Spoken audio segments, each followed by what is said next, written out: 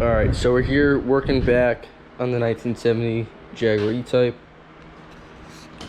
Today we're going to be working on getting this steering column shaft out. We already got the cover off, some other odds and ends, but we'll get this turn switch signal assembly out. Just some 2 screws over here, drop the whole thing down, and we should be able to pull it out. So let's get started on that.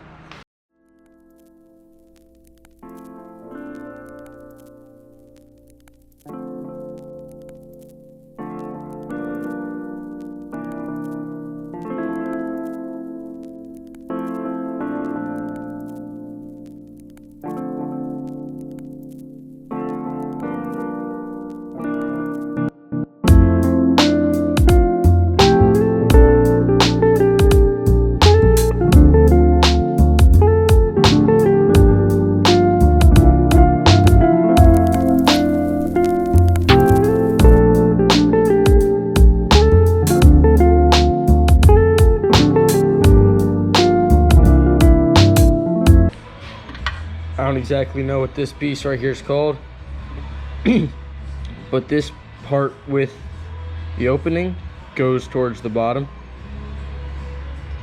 and this sits with this little notch up top in this groove right there. These 2 screws go on either side, bolts and little washers with indents in them go on either side,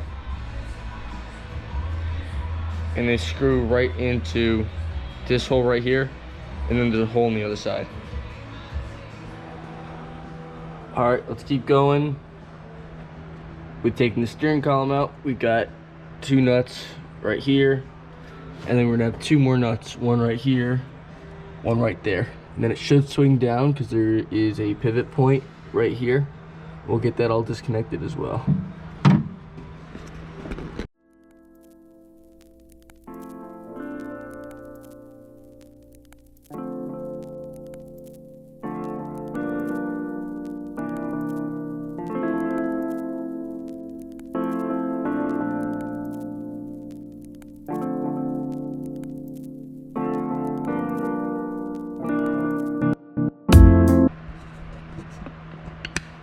So this right here is going to be the order when they go in. So here is your bolt that goes all the way through.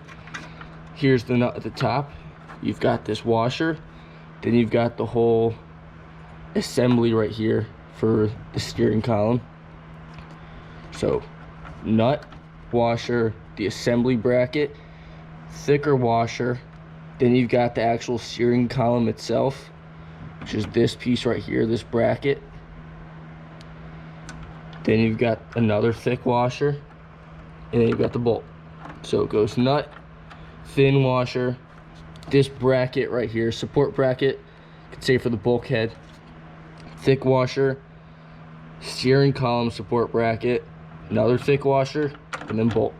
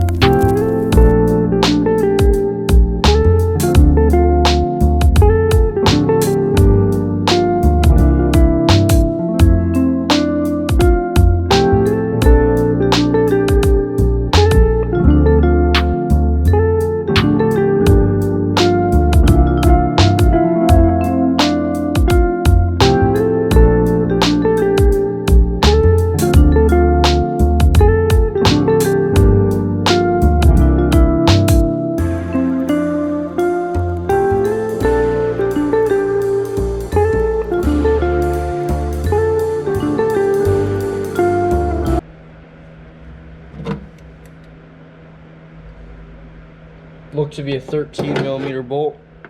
There is one crush washer and then one little skinny washer, and there's two of them that hold that small bracket towards the bottom of the steering column to the bulkhead.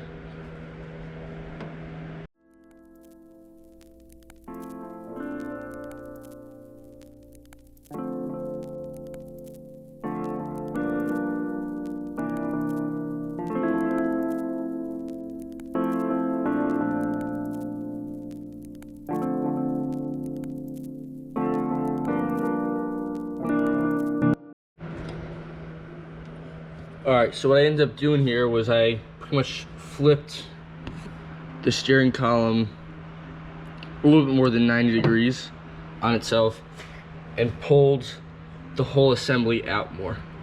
So you can kind of see this is how far out it is now. It's kind of flipped 180. It pretty much is flipped 180 degrees right now. So the steering column is flipped 180 degrees. Move this out of the way. We can see this is our U-joint right here, our universal. And right in the back up top here, we've got this bolt that goes through that holds the joint and all this to the actual steering shaft itself. And that shaft comes out this bushing right here, travels all the way down, and normally comes out to about here, but we pulled it through a little bit further, so that's where we're gonna get it removed right now. So let's go ahead and take that U-joint off.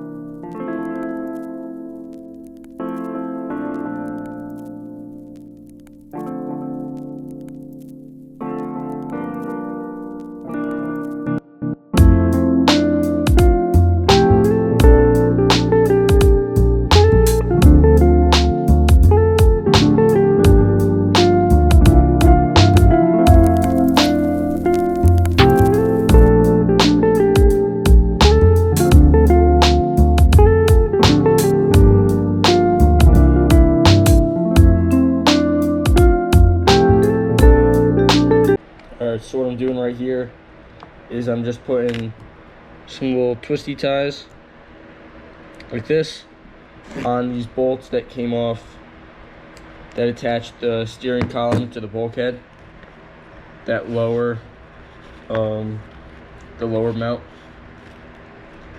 That way these bolts stay with the steering column and don't go anywhere.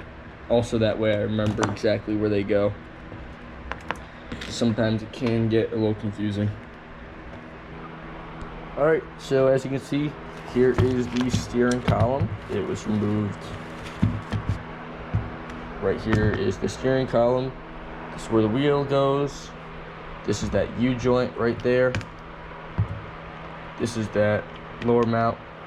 This is that upper mount. I'll actually flip these bolts around, they're the wrong way. And then here's the ignition. So this is all out. This will get saran wrapped, and then on to the next part. All right, we can also go ahead now and take this bracket off right here, which kind of holds some wiring harnesses in, and this is also what holds the steering column to the bulkhead. So we'll take that piece off right now.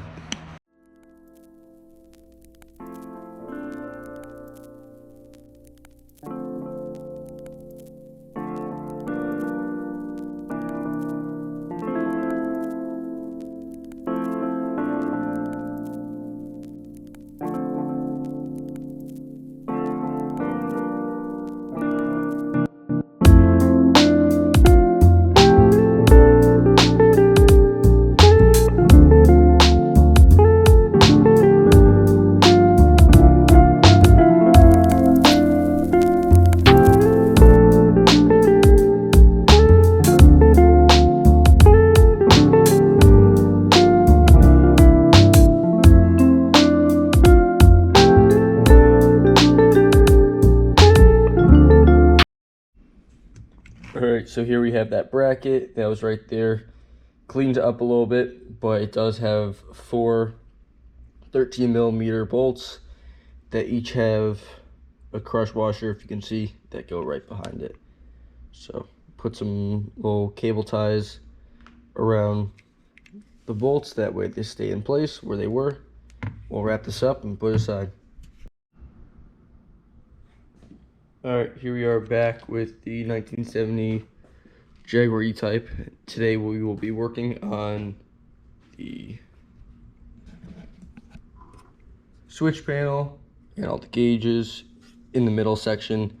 We'll try and disconnect all of these switches and all the gauges, so that way we can have some better access to the wiring harness and the fuse blocks. So we'll get all these disconnected, then we'll be able to take this panel out. That way we can access this stuff a little bit better. So let's get started on that. I'll actually give a quick preview first, just so we can see where everything is. Should be a flashlight.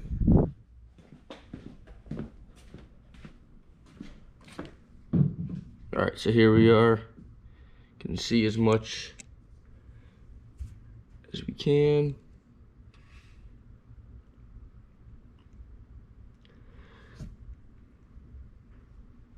Some wires are disconnected just from moving some stuff around. Didn't mean for it to happen, but so that's the center switch and gauge panel. I've got this right here that explains a lot of the fuses pretty well, but this right here is a good book to show which wires go where. It's pretty accurate for most of the part. So same thing as the instrument cluster. There's going to be 5 of these little bolts right here. This one's for the clock. All for the gauges. And it's a red and white wire that goes through all the gauges, and these are kind of like these are your backlit assembly right here. So this is what lights up when you turn the headlights on at nighttime, and this is what lights up that rear assembly. So we can just unplug all of this.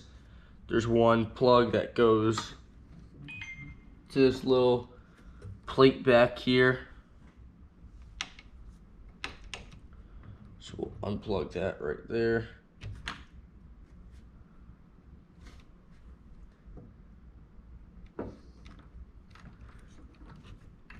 Then it runs into here, and that's where that goes.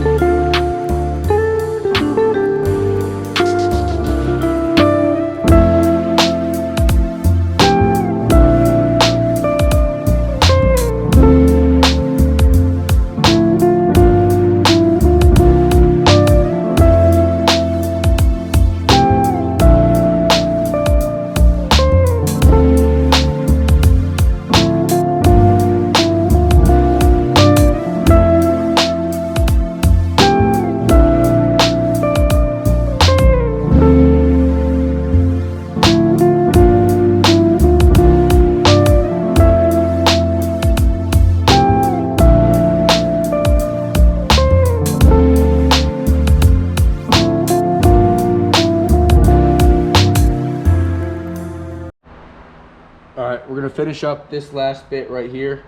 Seems like all we have is this switch and this switch. This right here is the map switch, and then this switch is for the hazard lights. So let's get these disconnected. Let's get them labeled, and then have a few more wires down below, a few more lights. Take this harness off, and then we'll be able to take this center cluster out. Let's get that done.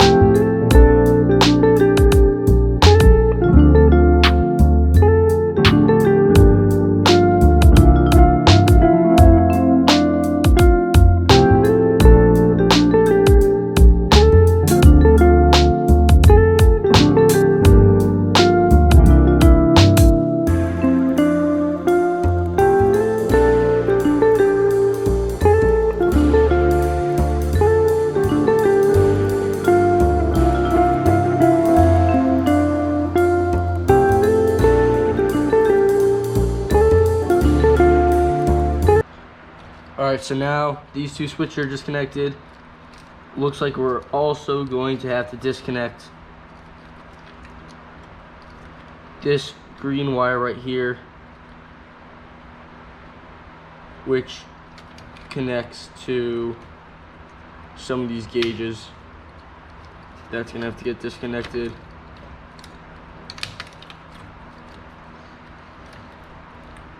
This right here is gonna have to get disconnected. This is for battery. Get a label on that real quick.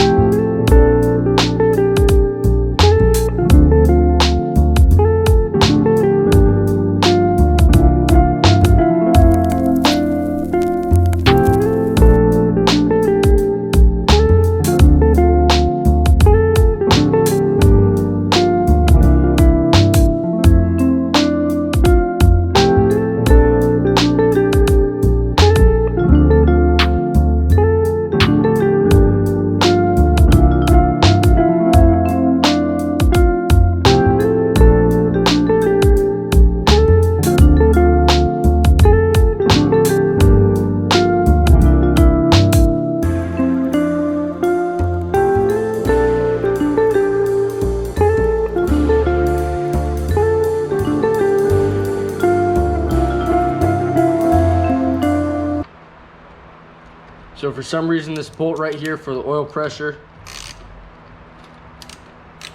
is standard. It's a 1/4 inch. Don't know why this is standard, but some of these nuts and bolts on this car are standard for some reason.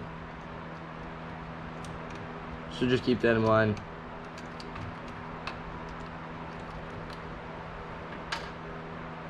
And then there's 2 washers behind that 14mm that I'll show you in 1 second when I put it back on.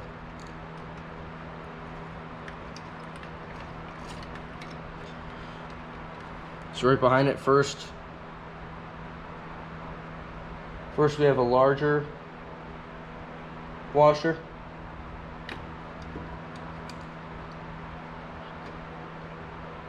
Then second, we have a smaller crush washer.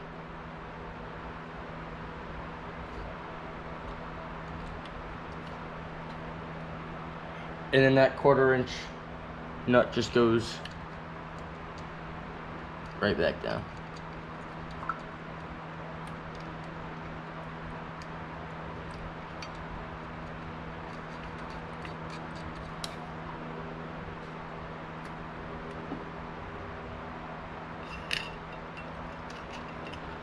Don't know where those go.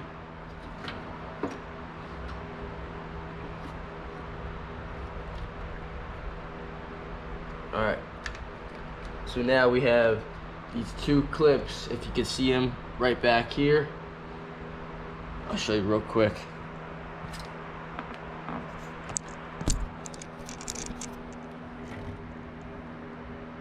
We've got these 2 clips. We got that clip right there.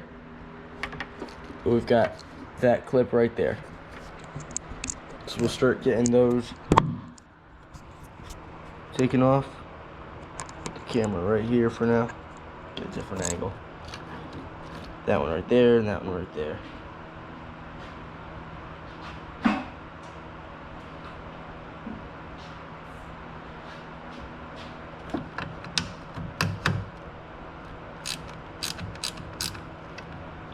Looks like they're 8mm bolts or nuts.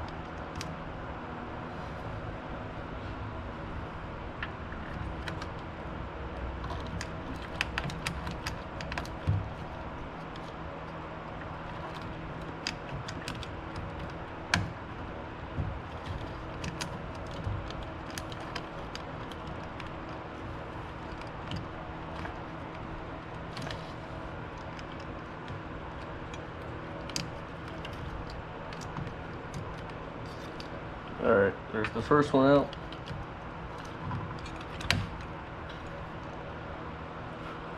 That's that clip right there. There's one on either side.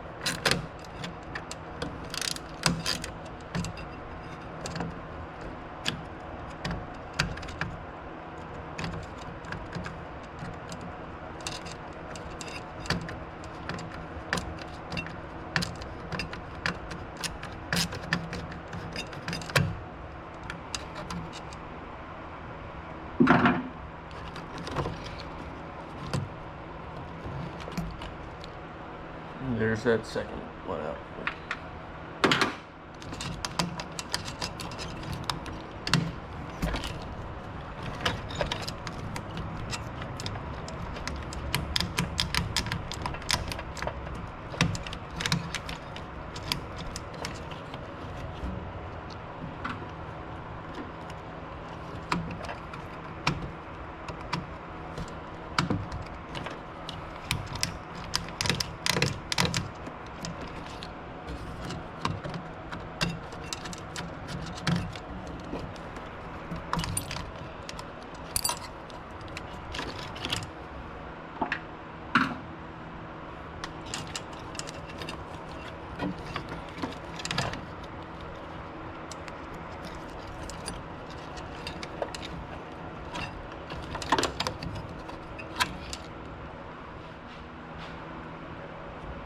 All right, now that that's out, should just be able to pull this right up.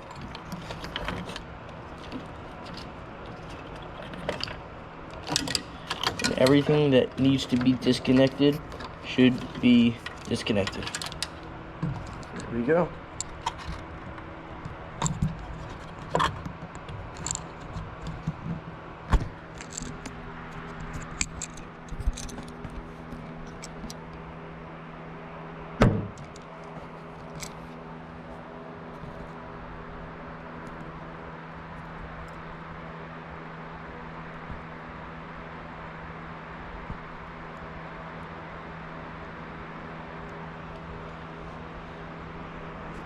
Now we can move ahead real quick and start getting this assembly out. Should be relatively easy. There are 2 bolts on either side. 2 15mm bolts on either side.